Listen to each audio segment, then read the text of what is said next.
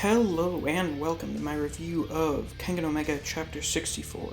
So, in last week's chapter, we saw the end of the fight between Gao Lang and Carlos Medel, with Carlos getting his fucking face caved in, but tricking Gao Lang into falling to the edge of the ring, which allowed him to wrap his legs around his waist and pull him off the ring to get a double ring out.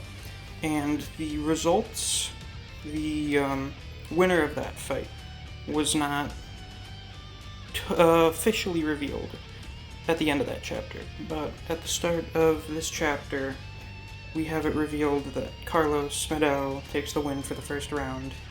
The replay footage shows that Gao Lang's fist hit the ground first, which is what was heavily implied at the end of the last chapter.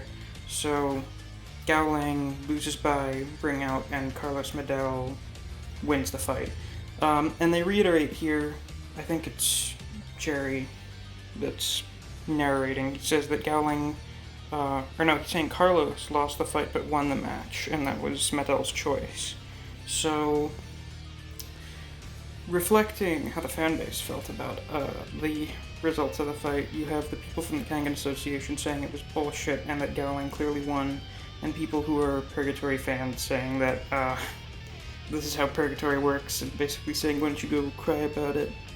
Then we see Gao Lang, who's pretty sad, saying, sorry, my pride was my undoing, but everyone else is trying to cheer him up. Oma tells him that it could have happened to any of them, and Rihito tells him to lift his head up. We all know who the real winner is. So it's very nice to see Rihito complimenting Gao Lang and trying to make him feel better, considering their fight during the Annihilation Tournament. It's very interesting seeing how Rihito's developed since Kengan Ashura. He's turned into more of a normal person. He's gained social skills, which is great. He's not like a meat robot anymore. Ryan's being Ryan. Gao says that he'll make it up to Gao Lang by winning the next fight, and Hayami says that the loss wasn't for anything and that it reminded them that they have to win on Purgatory's terms and how they need to be more aware of how the rules could play into the results of the matches, which is what a lot of us figured the first round would do anyway.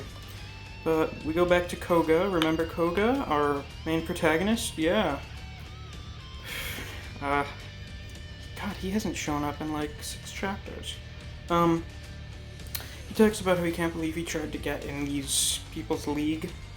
And then you have Kureishi trying to, or he's asking him his blunt questions like he always does if he's just gonna give up or something.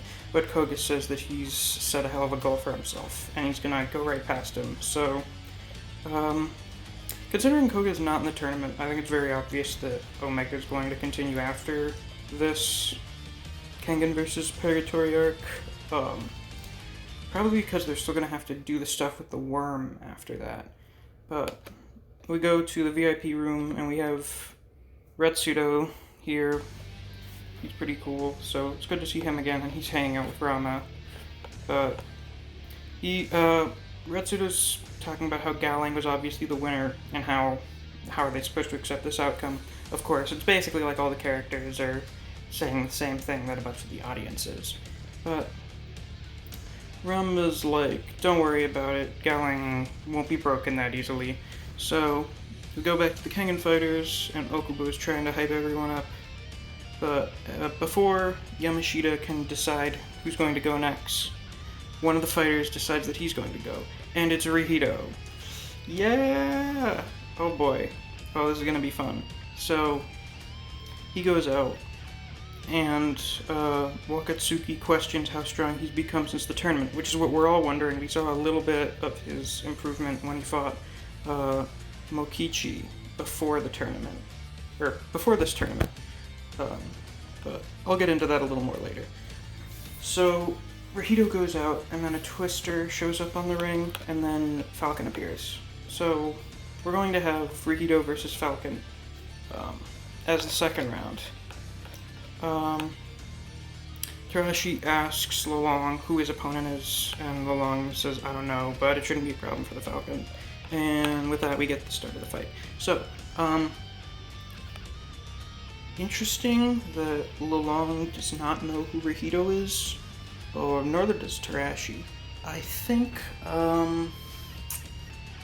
that may be an important factor, because I think a lot of Lolong's commentary for Carlos versus Gao was based on his knowledge of both fighters, but since Rihito is sort of an unknown factor to him, I think that will be an important factor.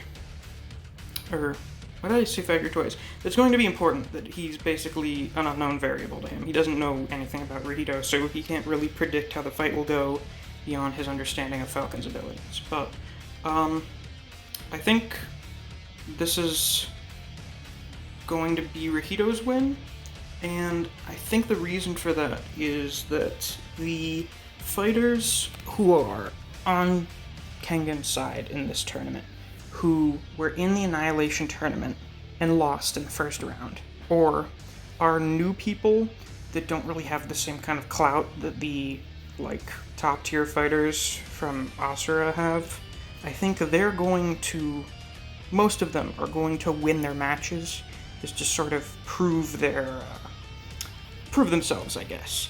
And with, Rihito and Okubo, they're gonna have, a sort of redemption arc, in that, not that they have to redeem themselves as a character, but it's just to sort of prove that they belong here with all of these super high-tier Kengan fighters. So I think this fight is mostly just going to be a showcase, once again, for how much Rihito's training with Kuroki has improved him as a fighter.